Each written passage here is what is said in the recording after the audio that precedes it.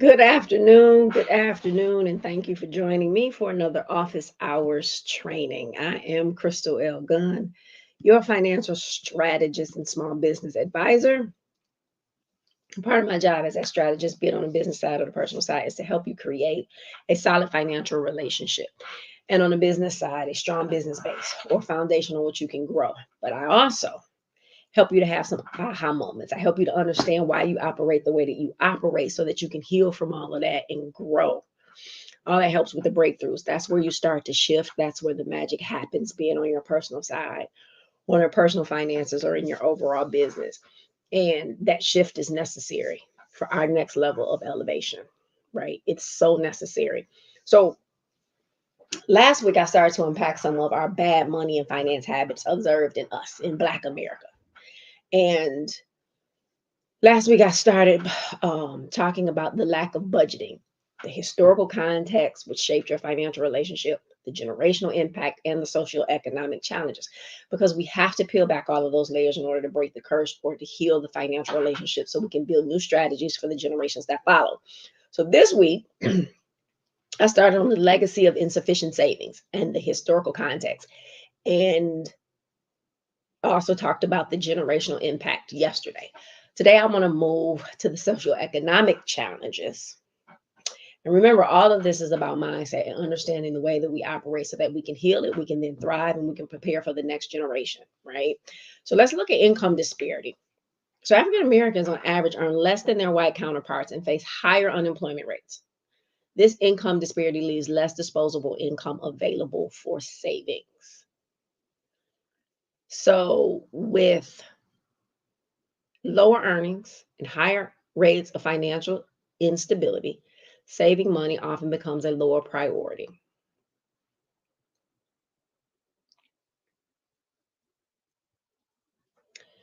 So when you start to look at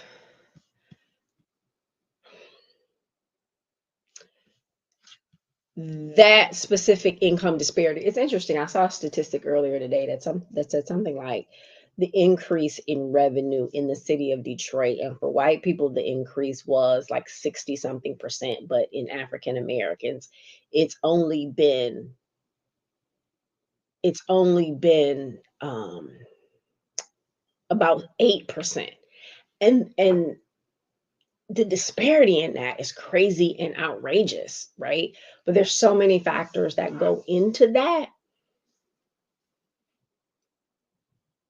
And so with that, if we don't have that same type of increase, savings isn't even an option, right? And so when you think about lower earnings and higher rates of financial instability, saving money is a lower priority compared to meeting basic and perceived needs.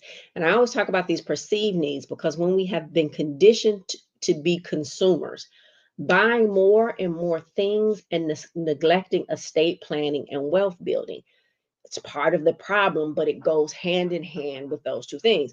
Then there's that whole piece about living paycheck to paycheck, right? So a significant portion of African American households live paycheck to paycheck, making it challenging to set aside money for emergencies. But let's be clear, in this current in this current economic climate, over 60% of people in general are living paycheck to paycheck. And so when this happens, it reinforces a cycle where any unexpected expenses can lead to a financial crisis. So car breaks down, right? And it's a lot of money to get it fixed. Or there's a a medical emergency, or someone gets laid off today, there's no savings for them to be able to operate. So anything, furnace goes out, I need a new roof, right? You can't get financing for any unexpected expense of a significant amount, and significant is going to be different from household to household, but it can lead to a financial crisis. So the immediate need to cover daily expenses and perceived needs, right? Buying more and more things because we see value in that. More shoes, more coats, more TVs, right? More purses, more clothes. That overshadows the ability to build a financial cushion for future emergencies, let alone for future generations. So we don't have the ability to accumulate the wealth in order to be able to pass that on to the next generation.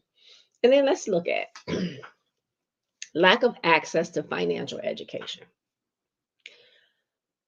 So financial literacy programs have historically been less accessible for African Americans. Now they're everywhere, but we don't show up to get the knowledge. And understand, without adequate financial education, you will lack the tools to effectively save and manage money, build wealth, and have positive financial impact on the next generation. Where at one time there were educational disparities and limited access to financial resources.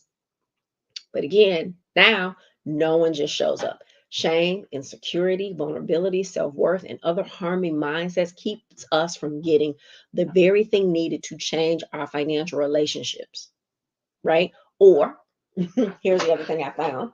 We show up for just enough to get us to where we need to be to qualify for a mortgage or another car loan or something like that. But we're not showing up to get enough information so that we can have the knowledge to have lasting impact and build wealth. I have a client, credit restoration and credit coaching, and I typically start immediately with the credit restoration, and then we start to roll into the coaching and to the build. And so restoration starts happening, his score went up some, and he's like, well, now I don't think I will need you anymore, because now you're just over the marker for where your score needs to be for this mortgage. You still don't know how to use it effectively. You're still going to wind up right back here. It's still not where it should be. You got just enough to go get this mortgage, so you think you're okay. Again, we don't stay long enough to get the knowledge that we need to have the lasting impact in this life, and in order to build wealth in this life, let alone pass something down to the next generation. It is truly a generational course. We have to change the mindset. We have to change the way that we think. We have to look at why we operate the way that we operate and understand the value in going to get this education, so that, again, we can change the life that we're living today, so that we get to live the life that we desire and deserve, and not the one that we get after paying bills. And then that we can build something to pass on to the next generation. It is a generational curse. And if the curse is going to stop with you, then the new system of success must start with you. But you have to get the tools in order to create those systems of success. Okay. So what's my favorite thing for today? My favorite thing for today, let's go back, make this smaller, is this financial health meter. So I created this financial health meter so that people could understand where they are in their financial health, because everybody's going to be different, right? And you have these indicators. So income stability, savings and emergency fund, health and wealth building, insurance and risk management, retirement planning, expense management, debt management, and estate planning. So you have all of these different indicators, right? And then you go from healthy to caution to unhealthy. And when you start to fill this in and shadow this in with, colored crayon or colored pencils, you get to see where you are. Not only do you get to see where you are, you get to see what you need to do. Right? So if we can, I can't see that. So if we look at, let's just look at income stability. And Healthy income stability is consistent income, reliable monthly income that meets or exceeds expenses, multiple sources of income. That's healthy. But then under that caution is irregular income, occasional shortfalls, dependence on a single income source. And totally unhealthy would be unstable or insufficient income, frequent shortfalls, no additional income sources.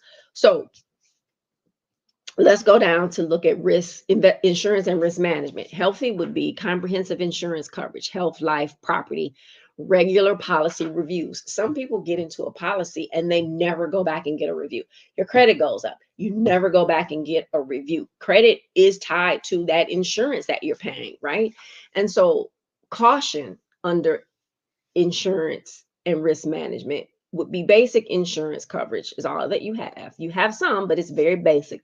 And you don't often do policy reviews, right? And then inadequate or unhealthy insurance and risk management would be inadequate or no insurance coverage. And for me, this also means you only there's no insurance coverage outside of work, and then you're not doing any policy reviews, right? And so when you start to look at that, you start to gauge where are you? What's your financial health meter? What does it look like? It starts to tell you where you need to move some improvements. And I created this because most times people don't know where they need to improve. You just don't know where you need to improve. So you get to see where you need to improve. And then you can go back and say, okay, you know what? I don't have any health insurance. I mean, I don't have any life insurance outside of work, or that's all I have, or I have this accidental death and dismemberment policy, or whatever. And okay, well, let's do a review, but then also let's get you some coverage, right? And so you can say, I need some coverage, and you can go and you can click the link in the bio in the description, and we can do a consultation so that you can learn about the different forms of insurance, what may work for you, because what works for you is not the same insurance that's going to work for your neighbor or your sister or brother. What works for you based on your goals, your needs, the person that lives next door to you rents. They don't necessarily need a policy that's going to cover their mortgage. You actually have a mortgage. So you have to talk about those things to understand that, right? And then there is a third page that lets you then pull this information from when you shaded in this, that you then can say, okay, well, what is in red and what's in yellow? But then what is it that you need to do, and set a due date, because you got to set a due date in order to get things done. So that is my favorite thing for today. The link for it will be in the description below. And everything is a process, right? You're not going to be able to do everything in one setting. And that's why it's important to say, look at this meter. Where are the deficiencies and how do I fix the deficiencies? Because it's a journey, right? You can't just start building generational wealth today. There's some things that you have to fix. You got to get your financial house in order to be able to build that generational wealth. But you also got to create the systems of success for the next generation. And in order to do that, you have to learn what the systems of success are, right? So it's a process. And I say it all the time: commit to you and your family, walk the journey. It may be hard sometimes. It may be frustrating sometimes. It may be confusing sometimes. The one thing that it should never be, though, is embarrassing or shameful, right? You trying to learn more to benefit your family financially, you should be extremely proud of that. So walk the journey, and I promise you it'll be worth it, right? So what's that homework? What are those next things that we are trying to do? Download the financial health meter. Download it, complete it. Complete the shading with the colors green, red, and yellow, and then list them on that third page. List out the deficiencies, and then set a due date for when you want to get them accomplished. I always say start with the red first and then go with the yellow. If you look at the red, right? That's what's on fire. That's if you had a boat and it was it was holes in the boat. That's where we wind up stopping the bleeding. It doesn't necessarily mean though that all of those things you will be able to get to. That's why you also have to look at that yellow after that. Well, right, I may need to do something here in this yellow to then get me to the next step that I don't have. But that's also where having a conversation with somebody who can help you look at this entire picture, right? So you can schedule a financial checkup with me, but getting you to understand and be able to look at this your whole entire financial picture so that you can so that you might, you know what, if it's an alphabet from A to Z, you know, you might think that you need to do this thing first where you really and truly need to do something else, and let's have that conversation about it, because again, there's nothing cookie cutter where this is the health meter, but how you get there is going to be different. How you get all your stuff in green is going to be different than how someone else gets all of their stuff in green. And it's really, really important that you go through the process, but that you're learning as you're going through the process, because again, if we're breaking generational curses, you have to create the new systems of success and the new strategies for the next generation. In order to do that thing, you got to learn and you got to do the work yourself. So if this information has been helpful, please subscribe to my channel. And be sure to turn notifications on so that you don't miss a training. If you're needing personal business strategy, if you're in need of this, if you've done this health meter and then you're like, but I can see where the red is, but I don't know what I need to do first. Let's talk about it. Schedule a consultation. All of those links are in the description. Book a consultation, a financial checkup, and let's talk about it and get you the strategy in place in order to be able to do that. This is how you start to break the generational curses and set up the new strategies for future generations, right? And so, as I always say, give yourself some grace. You don't know what you don't know, right? It can be frustrating. This stuff can be confusing and it can be hard. And so the best bet is for you to have somebody to talk this thing through with, to do something different, to create a strategy and a plan, but give yourself credit and applaud yourself for doing it. And remember to always give yourself some grace, because you don't know what you don't know. You don't know what you haven't even been taught. So in a lot of cases, you don't even know what questions to ask. That is not your fault.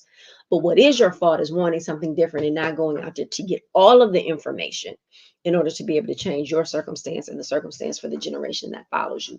So keep striving for your next level and to help change the trajectory of your financial life, ultimately your life, and then the lives of those that come behind you. Never give up on you. Invest in you. I promise you, it's the best investment that you will ever make. And it definitely, definitely is worth it. Thank you so much for joining me today. Have a fantastic weekend, and I will see you on Monday. Thank you for watching. I appreciate your time. Be sure to join me for the private online Q&A immediately following. The link is in the description. And if you haven't done so already, please be sure to subscribe to my channel and turn notifications on so you never miss this opportunity. Thank you again, and I will see you on the other side.